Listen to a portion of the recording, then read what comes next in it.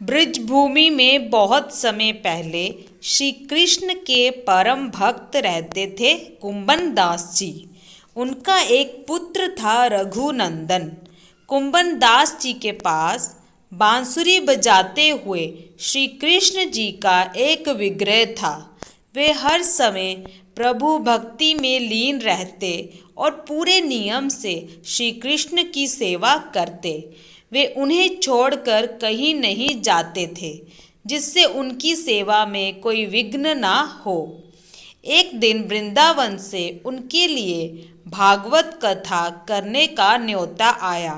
पहले तो उन्होंने मना किया, परंतु लोगों के जोर देने पर वे जाने के लिए तैयार हो गए कि भगवान की सेवा की तैयारी करके वे कथा करके रोज वापस लौट आया करेंगे। वह भगवान की सेवा नियम भी नहीं छूटेगा। अपने पुत्र को उन्होंने समझा दिया कि भोग मैंने बना दिया है, तुम ठाकुर जी को समय पर भोग लगा देना। और वे चले गए।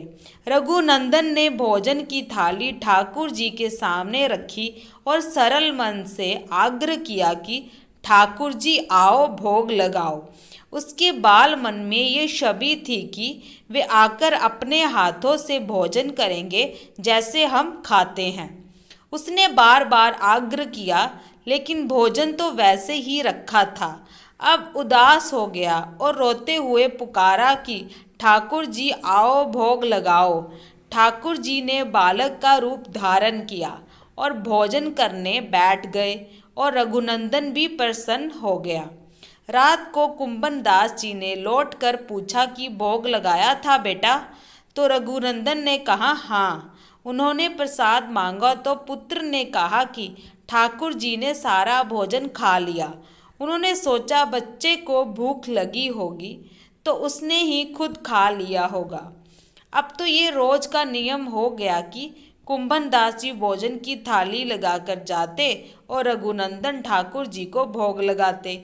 जब प्रसाद मांगते तो एक ही जवाब मिलता कि सारा भोजन उन्होंने खा लिया। कुंभन दास जी को अब लगने लगा कि पुत्र झूठ बोलने लगा है, लेकिन क्यों? उन्होंने उस दिन लड्डू बनाकर थाली में सजा दिए और छुपकर देखने लगे कि बच्चा क्या करता है। रघुनंदन ने रोज की तरह ही ठाकुर जी को पुकारा तो ठाकुर जी बालक के रूप में प्रकट होकर लड्डू खाने लगे। यह देखकर कुंभन दास जी दौड़ते हुए आए और प्रभु के चरणों में गिरकर विनती करने लगे। उस समय ठाकुर जी के एक हाथ में लड्डू और दूसरे हाथ का लड्डू मुख में जाने को ही था कि ये जड़ हो गए। उसके बाद से उनकी इसी रूप में पूजा की जाती है। वे लड्डू गोपाल कहलाए जाने लगे।